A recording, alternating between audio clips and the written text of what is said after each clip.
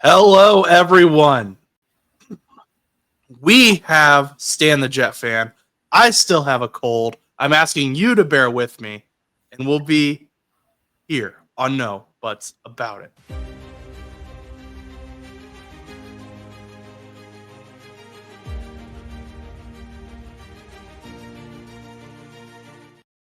What's up, everyone? It is Josh here from No Buts About It. As I said, I do have a cold. My voice probably sounds awful. I'm going to do my best to kind of hide it. But we do have Stan the Jet fan here. And why do we have Stan the Jet fan here? Because the New York Jets went absolutely insane at the trade deadline. Normally a somewhat quiet day, but the New York Jets said, no, no, no. We want to make some headlines. So, Stan, I guess you can pick whichever one you want to talk about first because they're both pretty big trades for you guys. Yeah, I mean, we'll talk about the player who I think has more impact to our defense with Quinnen Williams. In my opinion, between the two players, he's the one whose presence or lack of being present on the team is going to have a bigger impact day to day. And I look back at the games without Sauce, and some of those are some of our better games on defense. But without Quinnen, I don't think there really is much of a pass rush at all. I think you lose a lot in the run game as well. But the pass rush specifically, you don't really have a defensive tackle now who excels in that skill set. And that's where Quinnen Williams was able to, be a big part of this Jets team. Yeah, so Quinnen Williams. This is the trade that actually made me the angriest because they traded him to the Cowboys. And the Bengals also traded Logan Wilson to the Cowboys for a measly 7th-round pick. And I made a separate video on that. And the whole excuse was, what's the Cowboys? They're cheap. They're not going to give a ton for any player. Well, those people were proven wrong. No, the Cowboys gave up a 2026 second-round pick, 2027 first-round pick, and a defensive tackle, Mozzie Smith, for Quinnen Williams. So you said Quinnen Williams is a huge part of this trade and of this defense.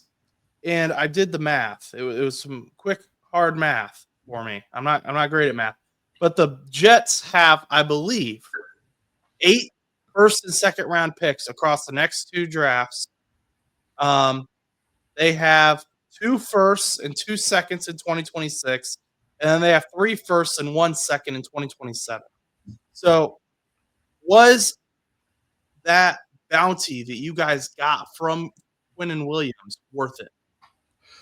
It's so hard to tell at this point in time. The thing is, Quinnen Williams was the backbone of this defense. I'd say across the entire team, he was probably the player who impacted us the most, right? The single guy who makes the biggest differences on a game-to-game basis. He's gone now.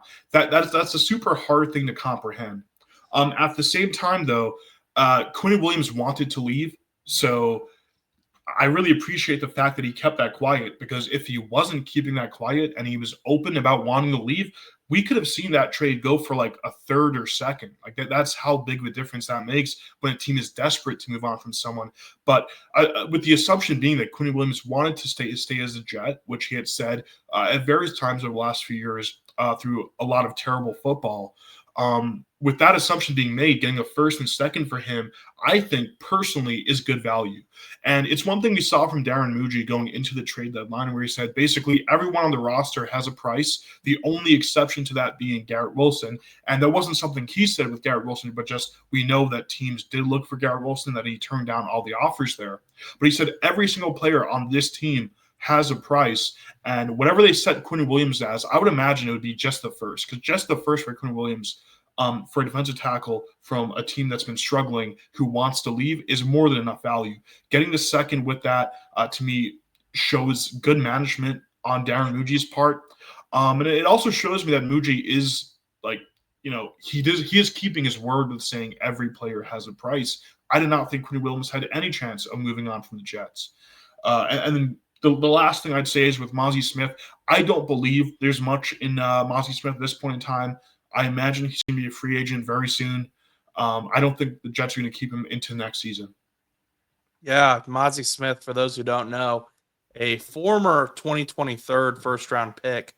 Never really got it going, though. He only had 9 tackles his rookie year, 22 in 2024.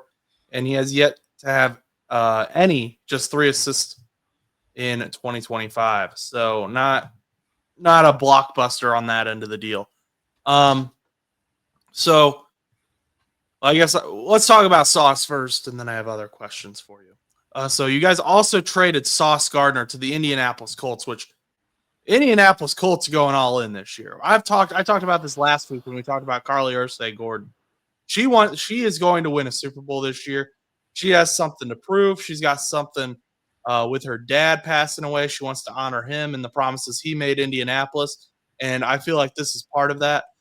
This is a big trade. I really think the Indianapolis Colts defense is going to end up being one of the better ones in the NFL because people forget Charvarius Ward hasn't even been playing. He got hurt a few weeks ago.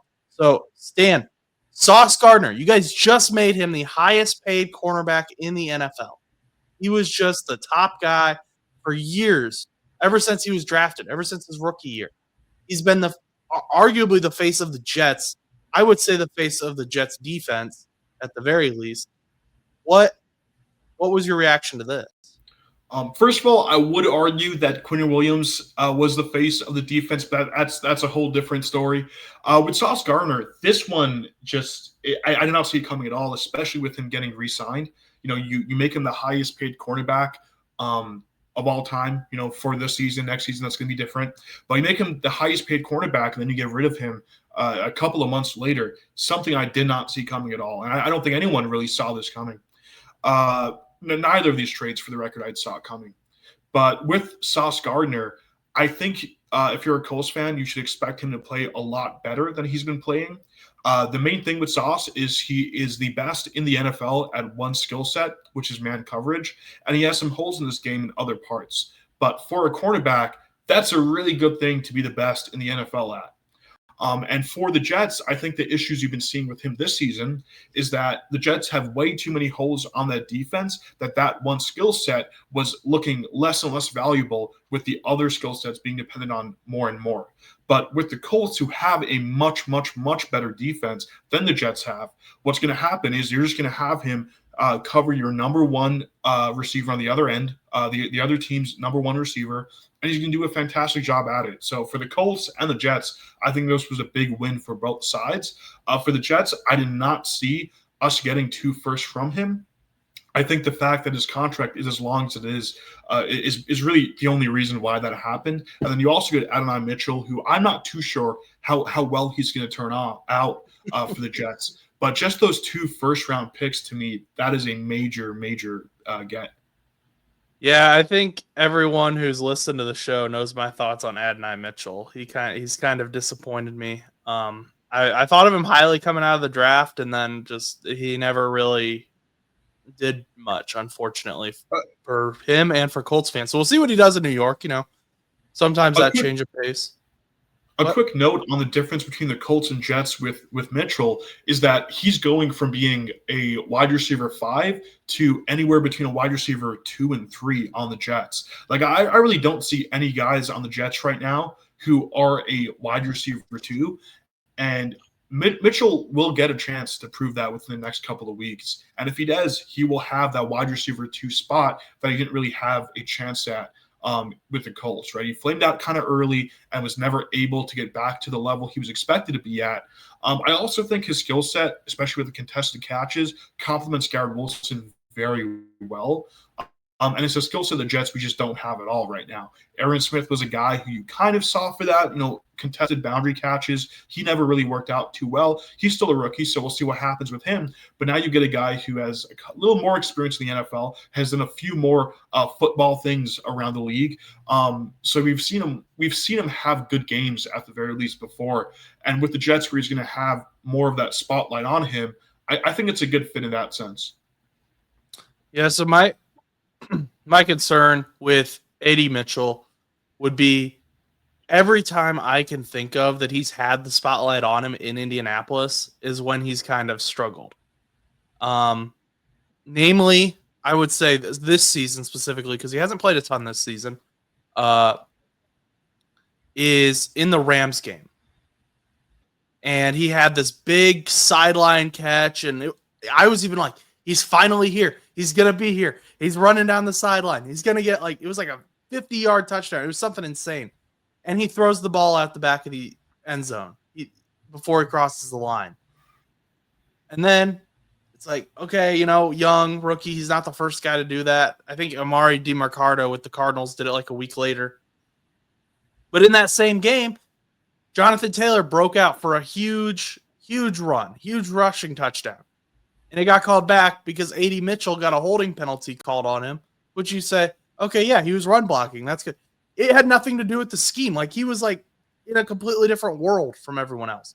So I don't know. I would hesitate to put too much stock into him, but I do get where you're coming from, where you're like, we don't really have anyone here, so we'll see what he's got. Yeah, I mean, for me, it's just the wide receiver 2 of Josh Reynolds, I guess. There was not really a future of him with the team. At least with Mitchell, you have that hope that you're trying things out. And I think looking at moving on from Quinnen and Sauce, the easy explanation for why they did is because they're trying to get younger and they just didn't feel those players. I think with Quinnen, they wanted Quinnen to stay, but because he wanted to leave, you got to do what you got to do with a player of that importance. With Sauce, I think it's very likely possible that Aaron Glenn just wasn't able to work well with him because we didn't see Sauce return to that year 2, year 1 form in his very short season so far with the Jets. We'll see what he can do now that he's with the Colts. But I think it's very likely that he just wasn't a fit with the new regime. So I've kind of told you what you're getting with A.D. Mitchell. What are Colts fans getting with Sauce Gardner? You're getting the best player in the NFL at man coverage. And that's I think the negatives of Sauce are kind of harped on too much by people out there. The tackling has gotten better. So that is like, if Colts fans are thinking of last season, all the tackling mistakes, it's not been that bad so far this season. He's improved quite a bit with it. He still has a lot of room to grow there, but that's gotten better. The other big mistake, or I guess issue with Sauce, is the holding stuff when that happens. But that's also, I can't say it's gotten better, but it hasn't gotten worse at the very least. So you're getting very, very good man coverage, and his tackling is getting better. He's moving in the right direction. I think with Sauce, a lot of it comes down to coaching. He is a player who I think gets very much affected by getting benched, by having a bad game here or there. He seems not to be able to get back into like the run of things easily. So a lot of it depends on coaching. I don't know who the Colts have in that coaching room is going to be working directly with Sauce. I don't know who your DB coach is, but if you have a good DB coach, I would be a lot happier with Sauce going there because he really relies on that as a player. I can see his face. I can't remember his name off the top of my head. But Lou Anarumo is the defensive coordinator. So he's got, at the very least, I know some people still don't like Lou Anarumo. I go back and forth. Lou Anarumo has experience working with defensive players. He's been everywhere. He's worked with these guys before. So I guess before we get into the next two things I have for you, what would you grade each of these trades from the perspective of the New York Jets? From the perspective of the Jets, I would say the Sauce trade is an A+. I think there was no way to get better value for which cornerback do you see a cornerback getting traded for that much? I can't think of any examples. I think the closest I could think of is actually Revis back in 2012, whatever that was. Like, that was a really big trade. But you just don't see cornerbacks being traded for that much value. I think the reason why that value came, though, is because it's a Week 8 trade, and how many cornerbacks can you get, starting level cornerbacks, can you trade for in the middle of a season? Not a whole lot of options, right? I think Sauce was probably the only name the Colts had access to, and they paid like that was true. So I think from the Jets' perspective, that's an A+. Also, you're getting A.D. Mitchell, a guy who gives you some hope in the wide receiver room, which you didn't really have that outside of Garrett Wilson. The Quinnen Williams trade, I would say more of like a C+, mainly because I don't see the plan to replace him. I think Sauce Gardner is more replaceable right now for the Jets than Quinnen Williams, because we've seen games where Sauce Gardner is not there for the Jets, and the Jets are able to scheme enough to make that work. Now, it's definitely a downgrade, don't get me wrong, but you can have a good defense if you're the Jets without Sauce Gardner. I don't believe that is possible without Quinnen Williams. And we'll see very soon how that looks. Two of the better trades Darren Muji has made have been Jawan Briggs and Harrison Phillips. Phillips was a guy who I knew would be good, and he was good. Jawan Briggs, I thought, was kind of a waste of a trade, and he's actually turned out very well. So now that those guys are going to have a much, much, much bigger role moving on from Quinnen Williams, we'll see how the team's able to adjust with those guys. All right. I am kind of intrigued because, don't get me wrong, Quinnen Williams is a phenomenal player. I would have loved to have him on the Bengals. But I do think most people that aren't Jets fans, if you just ask like casual NFL fans, 9 out of 10 of them would probably say that Sauce Gardner is the more important player. So I do think that's an interesting take. I'm not saying it's wrong at all. I just think it's something to watch. To give more info to that, I'm talking specifically for the Jets system. Okay. The way these new teams might play them might change, but for the Jets right now, even in the Rob Saleh era, where you had those 2 years of being the best defense in the NFL, the play style was very simple. We have good enough quarterbacks, we have good enough guys on the back end, and we're just going to rush the passer, force them into making bad throws. And Quinnen Williams being the number 1 or number 2 most double-teamed rusher in the league over the last few years, it's been him and Chris Jones going back and forth. That makes a big difference in that system. This year so far, Quinnen Williams gets double-teamed, sometimes he even gets triple-teamed, right?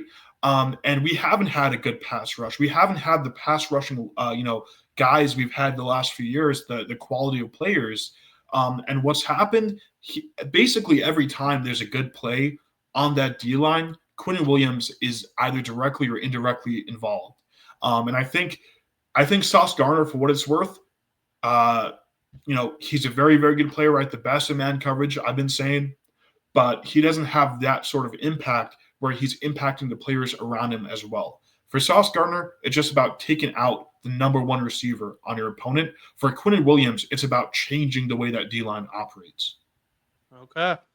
Well, that'll be very interesting to see what the Cowboys are able to do with him, because that's what they had with Micah Parsons, and obviously they lost that through the trade. And then they actually went out and fixed it somewhat immediately. So Bengals could never. But anyway, one guy who you had said since, I think, last season, maybe you started in the offseason, that was definitely going to get traded. You 100% thought he was going to get traded. And then he didn't get traded. Was Breece Hall. Now, reportedly, the Chiefs offered a 4th-round pick for Breece Hall, and the Jets said no. The lowest we'll go is a 3rd-round pick. And the Chiefs said that's too high, so he didn't end up getting traded. Now, I guess thoughts. First of all, do you think would you have taken the 4th-round pick for Breece Hall? I would not have taken the 4th-round pick. I don't think that's fair enough value. Even a 3rd round, for me, would have to be a 3rd round and something on day 3 to make that work.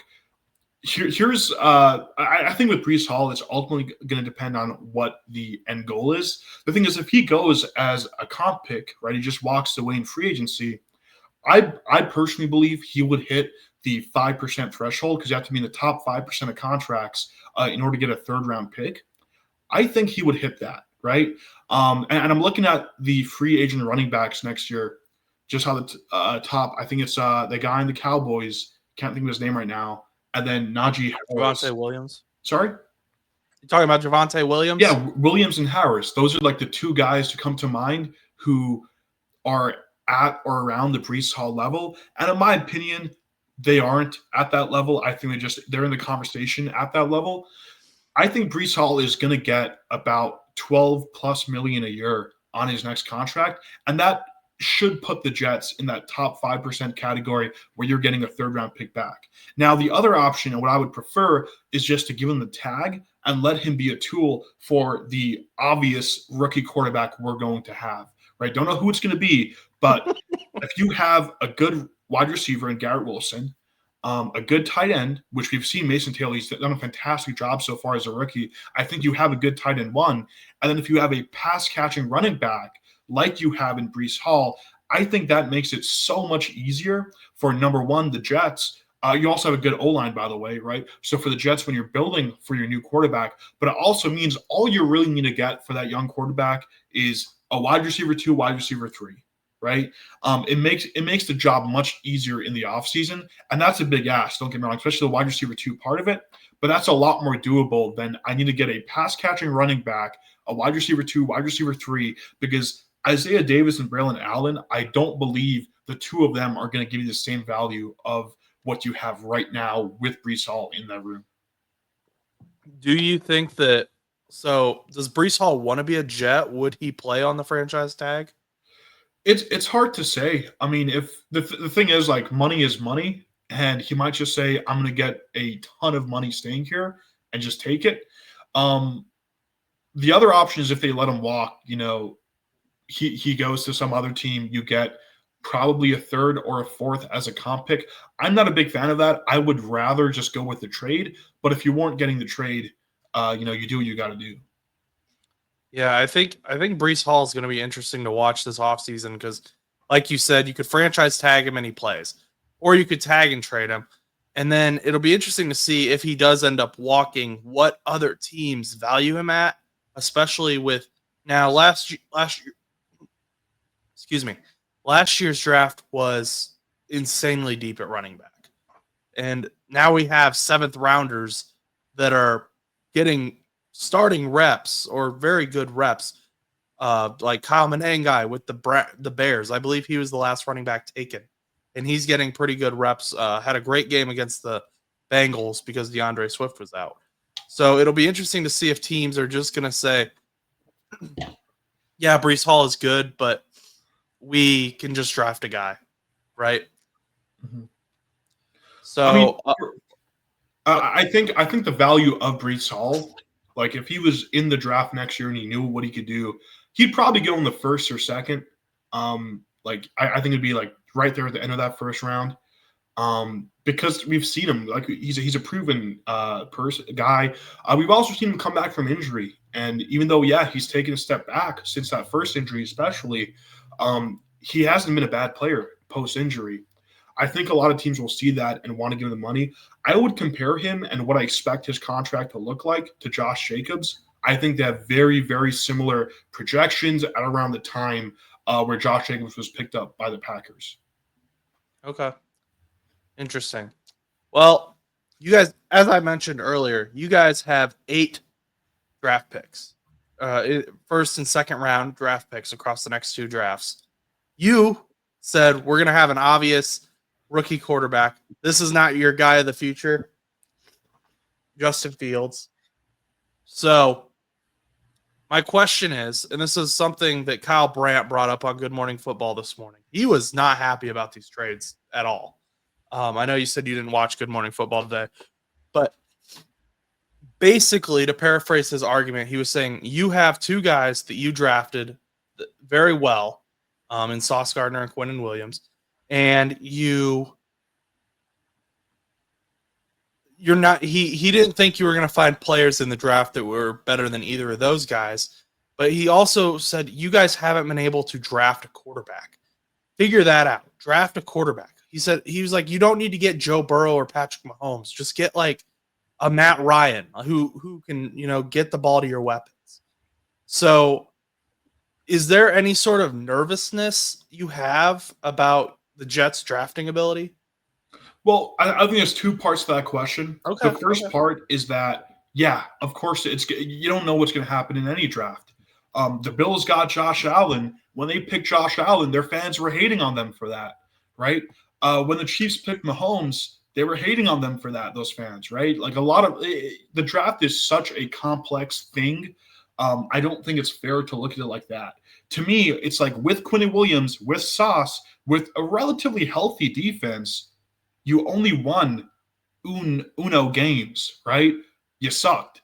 We've seen what this looks like.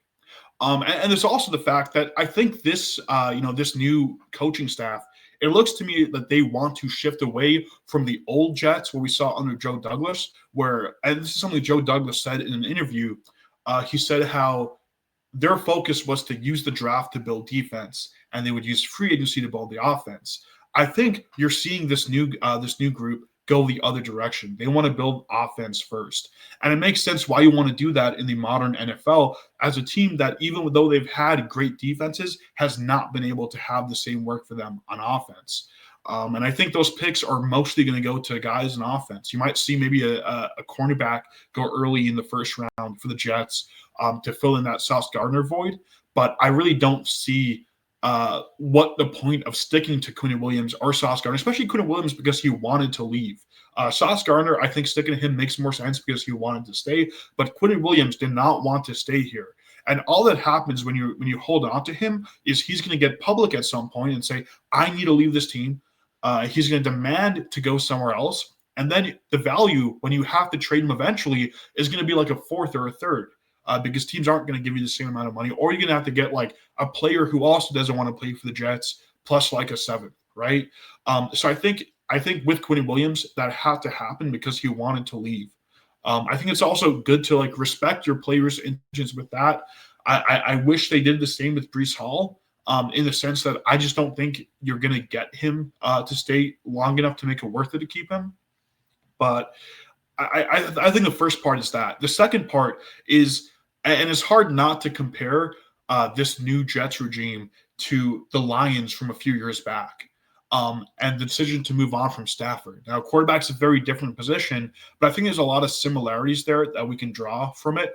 The idea of saying, we have this guy, we know he's good enough, but we're going to move on from him because he's not working in our system. He's not going to help us take that next step. So they moved on from him. They got some picks in return. They got Jared Goff, and they're able to build that into something greater. Now, with the quarterback position, I don't believe it's fair to say, oh, the Jets haven't been good at drafting quarterbacks, because guess what? Darren Mucci has not drafted a quarterback, right? Joe Douglas wasn't good at drafting quarterbacks.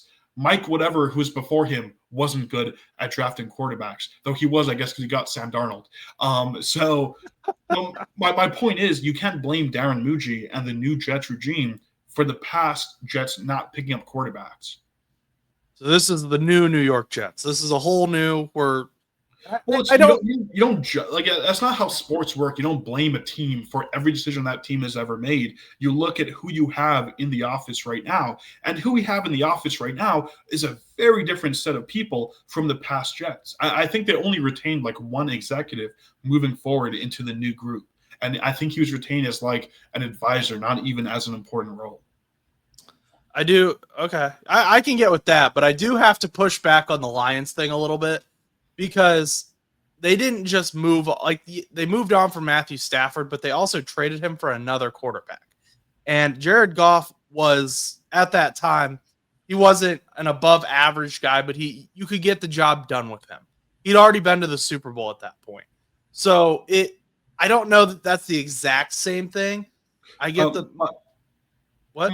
My comparison was more so about saying these really good players were drafted in the past. They were parts of that different regime. If they don't fit us perfectly, there's no point in holding on to them just because they're great players. Quinnen Williams, Sauce Gardner, great players. If they don't fit the future for what the Jets were going for, more so Sauce again on this point. If he doesn't fit that system, move on from him. And on the point of the system, and again, Quinnen Williams, I'm just saying it's good to move on from him because he wanted to leave. Look at the type of guys the Jets have brought in. Brandon Stevens, A.Z. Thomas, Maui Goa, right? They're guys who are very aggressive, very physical, and tackling has been a really, really big emphasis from this new regime. It's all about tough, old-school football, on defense at least.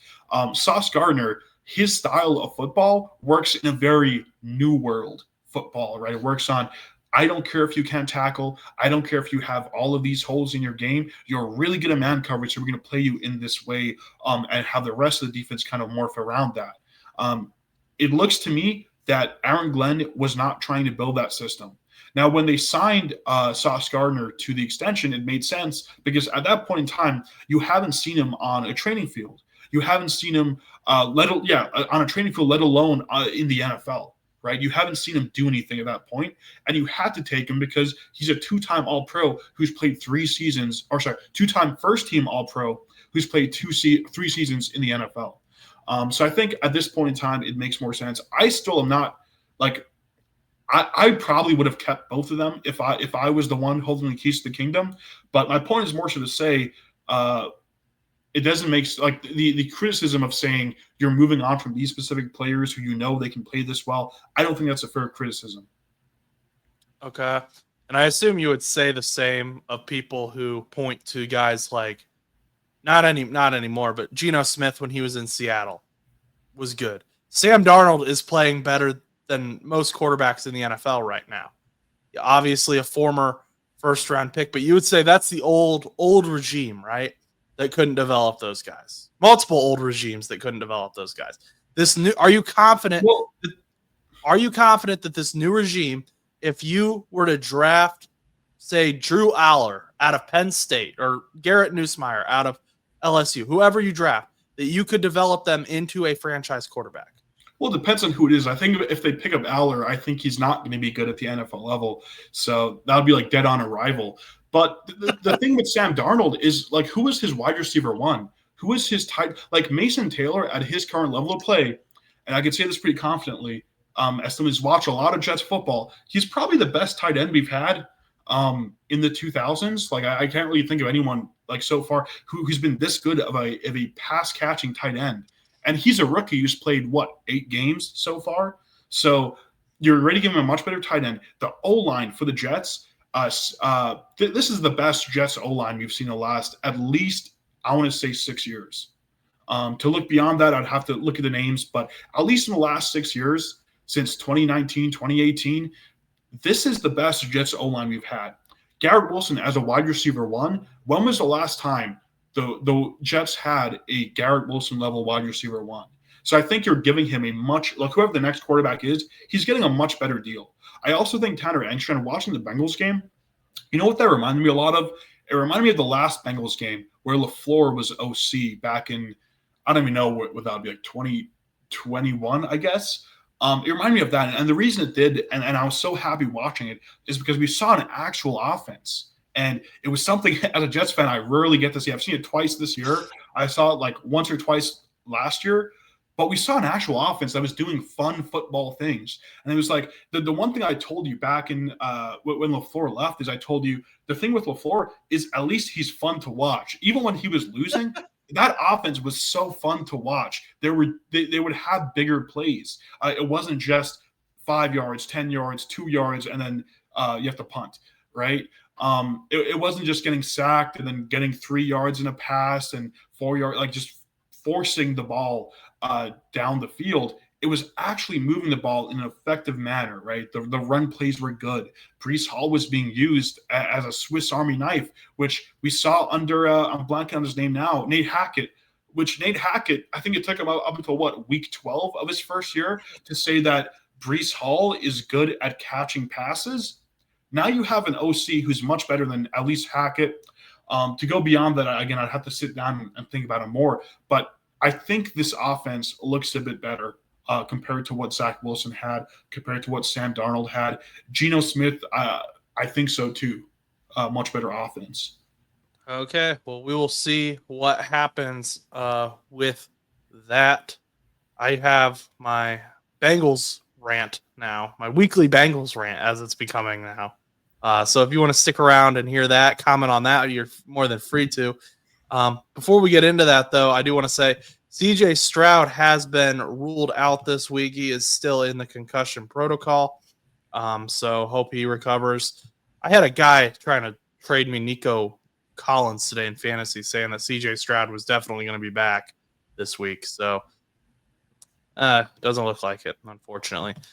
Kyler Murray has been put on injured reserve with that foot injury that he's been struggling with. This is kind of an interesting one. This could be a team that moves on from Kyler Murray here in the offseason as well, with, Jacoby Brissett actually looking better in that offense recently than what we've seen from Kyler. So that'll be interesting to watch as well. But now, without further ado, Josh's rant on the Cincinnati Bengals. So let's just start. And I know you weren't intentionally doing this, but you were saying things, and I just felt like it was a dig at the Bengals every time. But I think there were things that you were saying that you couldn't have even known that they would be digs at the Bengals. So the first one, Logan Wilson. Oh, Logan Wilson. I love you. You requested a trade, made it very public. Everyone in the world knew. And the Bengals, as I said at the top of the show, only got a 7th round pick for you. You were a former defensive team captain.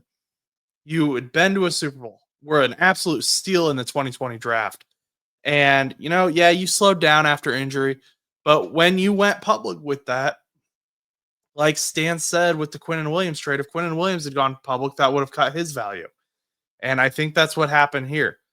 We knew that Logan Wilson wanted to leave, so Jerry Jones was able to get a 7th round pick, or just hand off a 7th round pick and get one of the Bengals team captains.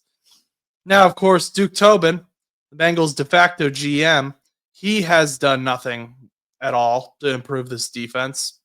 He's attempted to bring in some players through the draft, hasn't really done anything in free agency. And it just continues to get worse and worse to the point that they're a historically bad defense. My issue with the Bengals is they're constantly trying to find the diamond in the rough, even when they don't need to. This last draft is a perfect example of that.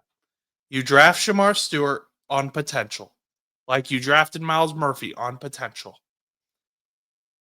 Walter Nolan was taken 1 pick before Shamar Stewart. He made his season debut for the Cardinals on Monday Night Football. We just saw him. His season debut, I would argue, was better than what Shamar Stewart's games put together have been. And you say, well, Walter Nolan's been hurt, so is Shamar Stewart. So you didn't really gain anything from that. Now, again, Walter Nolan was taken before the Bengals. Maybe they would have taken him. I doubt it. Shamar Stewart's too much of a Walter Nolan guy. Isn't that sad how I am so certain that you still wouldn't have taken Walter Nolan if Walter Nolan was on the board, because Shamar Stewart is just too much of your guy. You only draft on potential. You only draft on potential because you want to prove everyone wrong. When there's obvious guys there. Malachi Starks was still there, and you needed safety help. You still need safety help. Jordan Battle is the reason that you lost to the Bears last week. And we have praised Jordan Battle left and right. There were corners you could have taken. Cam Taylor-Britt's been struggling since last season. The only reason the corner room isn't complete crap is because DJ Turner's actually managed to turn into something good. But overall, this team has been awful. Now, let's look at the information that we've been provided going into the bye week. Here are the Bengals starters that were present for yesterday's bye week practice. Chris Jenkins, defense. Amarius Mims, offense. Dylan Fairchild, offense. Demetrius Knight and Barrett Carter, defense. Evan McPherson, special teams. Jalen Rivers, offense. Why is there three of those players are on defense? The whole defense should be at practice. This defense is bad. And what happened to this? I think someone needs to step up and lead the group. That's what I'm waiting to see. Someone to step up and lead the group and take some accountability over there and get this thing going the right way. Zach, you just came off a game where your offensive players in their post-game interviews were calling out the defense. The defense was refusing to speak to the media right after the game. They spoke to him on Monday. I'll give them that. They were pretty good interviews. They took accountability. But words are just words. I need to see it on the field. And then Zach gets in his press conference and says, well, remember when we won the AFC championship and went to the Super Bowl and that was like forever ago. I was still in college when that happened. I've graduated since then. Stan has graduated since then. No one cares about that anymore. Look at what happened in this game. Patrick Carey, clutch points, sports. I took this graphic. The Bengals had a kickoff return for a touchdown, Charlie Jones. Joseph Asai blocked a field goal. Onside kick recovery, that never happens. Joe Flacco and the offense were going crazy. And then you scored 15 points in less than a minute. All you had to do was, in the words of Jamar Chase, make one effing stop. And instead, there were 3 guys around. I don't know if I still have the photo. Do I still have the photo? I don't think I do. There are 3 players around Colston Loveland, and none of them could tackle him. Not a single one could tackle him. And and he still has a job. These are guys he drafted. I don't like to call for people's jobs, but there comes a point where it's like, okay, you've invested all of this into, and it goes to Al, it goes to Duke, it goes all the way to Zach. It's all of them. They're all a problem. But if I'm Mike Brown, I cannot look at this and be like, you're paying these people, Mike. I know money's your language. You're paying these people to not play well. Are you okay with that? Because the fans are going to stop coming to the games. And then you're going to start losing money, Scrooge McDuck. Got to figure it out. Stan, I'm done. What are your thoughts? I was not aware of a lot of what you shared here. And I have to say the most troubling part of that to me was that Zach Taylor quote. Because what annoyed me the most about that quote is saying someone needs to take accountability, right? So I don't know who. Someone in this room needs to take accountability for what's going on. He said that after the Jets game, actually. That's an old quote. I believe it was after the Jets game, but and my first thought, well, I had 2 initial thoughts. The first one was that, aren't you the coach? Aren't you the one taking accountability? And number 2, I'm thinking back to Rob Saleh. That was my biggest issue with Rob Saleh, if you remember back in the day, where he wouldn't take accountability for the locker room. And what happens is slowly, players beginning to depart from the vision of that head coach. And I think with Zach Taylor, the downfall kind of started last year. We saw players beginning to not buy into his philosophy. But Zach Taylor is also a guy who every single season has had, fans call for his job. Am I wrong there, or am I forgetting something? No, you're right. You're right. So I think maybe it could be a response to that, his way of kind of deflecting off the fans in that sense. But I mean, boy, is that a hard thing to pick yourself up from when your head coach is not taking accountability for the team's performances.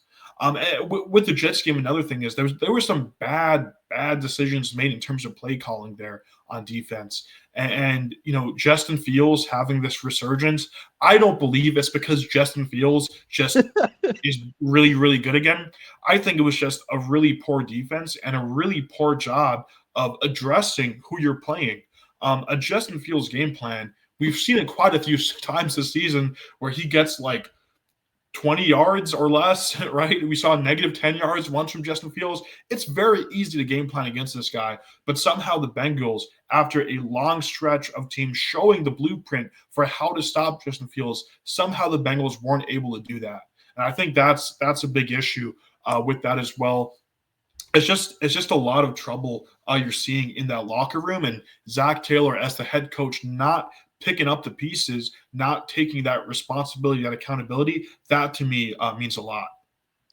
I also don't think this team knows what they want to do. So coming into the Jets game, I would have said, yeah, they can easily make the playoffs. They're going to beat the Jets. They should beat the Bears. I believe both of those things are still true watching those games. I think that they should have beat the Jets and they should have beat the Bears. But now they lost both those games. I don't know how you have a path to the playoffs. Zach Taylor will get up on the podium and say, oh, well, we're going to get it together and be better next year or this next game. And, we're going to figure it out. It's not like Joe Flacco's been playing lights out. It's not because you don't have Burrow. This is going to be a problem with Burrow too. It was a problem with Burrow last year. You had Burrow all last year. And I'm to the point where I love Trey Hendrickson. I've been a big fan of Trey Hendrickson a long time. But the Bengals, like the Jets admitted themselves, I think the Bengals have to say, we aren't going to extend Trey Hendrickson. We need to get something out of him because we can't just let him walk. I would have traded him. There were teams that called about him. There were teams Apparently, the Bengals wanted a second-round pick. I don't know. That's more of a rumor. But there's no pass rush on this team. You have to clean house at some point and just admit that, like, a lot of these guys aren't good. There are guys on there that I think do have potential, but a lot of these guys just aren't good that you drafted that are in starting positions on this defense. And that's unfortunate. The offense, I think you're fine, but how long is it going to be before Joe Burrow and Jamar Chase request trades? That is that is a top 3 angriest I've ever seen Jamar Chase after a game. And that's scary, especially because Joe Burrow isn't around right now. So what are you going to do if your 2 franchise guys on offense request a trade? Trey already did on defense, and you didn't honor it. Logan did, and you got scratched for him. So I guess it's just really frustrating because I see what this team can be and how easily they can be a good football team, but the front office just doesn't seem to care, it feels like. Can I put you on the spot? What? What do Tobin and Taylor have to do to retain their jobs? Like, what's the bar you need them to reach this season for you not to want them to get fired? Tobin, I think, should pretty much be fired no matter what. Tobin he's been the de facto GM forever. He hasn't drafted well. Taylor, if he can somehow, some way, get this team to the playoffs, I would consider it. He would also need to give up offensive play calling, though, to Dan Pitcher, I think. And he needs to finally admit that they are not a good team or not playing well. Excuse me. They need to admit that they're not playing well. They need to play better and then have that translate onto the field. Don't just say words that are meaningless. Duke, he is so insistent. And I guess this could be somewhat Mike Brown and Katie Blackburn as well. But Duke is the GM, so I'm going to blame Duke. So insistent on these guys that, like, aren't, proven yet. And it's like, why are you reaching in the first round? Why are you doing that? Like, they took Dax Hill, who was a corner, because they needed to replace Jesse Bates, and they're like, oh, he can probably play safety. It didn't work out. Just draft a safety. Just draft a guy who's been playing safety in the first round. Or you don't need to reach in the first round. I don't get why teams do that. But, yeah, I think if they make the playoffs, Zach Taylor, I think he only has 1 year left on his contract. So I would say, okay, give him another year, see what happens. And then Mike doesn't have to pay someone to sit at home either. And they can all be happy. But I don't think they're going to make the playoffs like this. Here's a second question. If, let's say, the Bengals move on from these guys at the end of the season, my assumption is you're not going for a rebuild, you're going for a retool. So which players are you willing to trade, willing to move on from, if any? Which players am I willing to trade? Okay, I would be willing to trade Cam Taylor-Britt. I would be willing to trade. I want to keep everyone on offense pretty much. That's obvious. Maybe you trade Mike Gesicki and you sign Noah Fant. I could see that happening. You'd also be getting Eric All back, presumably. So maybe something that happens with the tight ends. But most of the offense, I think you keep together. But defensively, Cam Taylor-Britt, I'm trading him. Trey Hendrickson, I guess you could tag and trade. We don't got a lot on that defense. Maybe trade. I don't know. I think Geno Stone's still under contract. You could try and trade him. I don't know if anyone would want him, but yeah. So it's kind of hard to answer that because we don't have a lot. It's either like franchise guys or nothing. There's like very little in between. I will say with the tight end situation, there are some interesting names in that free agency class coming up. Njoku comes up as a divisional guy who I think still has some gas in the tank. Mark Andrews, I think less gas in his tank, but another divisional guy who've seen play very, very well. I think he could step in and be a much cheaper option than Gesicki. Yeah, I forget what Gesicki's contract is. I haven't looked at it in a little bit, but it would be interesting to see if those are both interesting names because I could see both those teams walking away from them, but I could also see both those teams extending them because Mark Andrews he's bobbled a few balls, but Isaiah Likely, is he going to be your tight end one? And then you've got with the Browns, you got Harold Fannin Jr., but he's effectively just a big wide receiver. He's not much of a tight end. Still love to watch him play, but I could see them extending David Njoku as well. Yeah, in the conversation of those two, I think Njoku almost definitely will walk because it's just such a big rebuild you have there with the Browns. I don't know if they're going to stick with this. He's going to be 30 years old, something in that range when he's a free agent. I don't know if you're going to give him the amount of money he's going to demand in the market.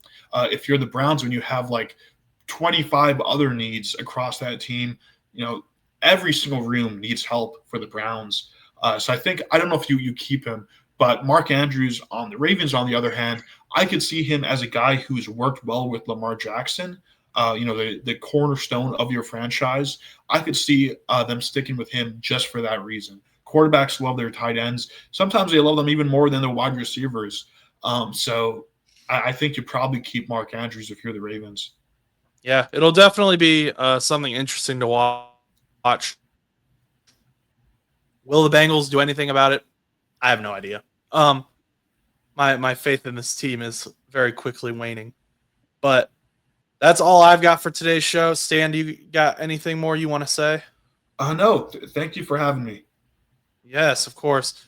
Chus is still off doing his own thing. He's on a side quest, but we'll have him back on the channel soon, I think.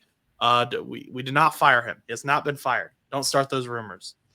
But thank you so much, Stan the Jet Fan, for joining us today.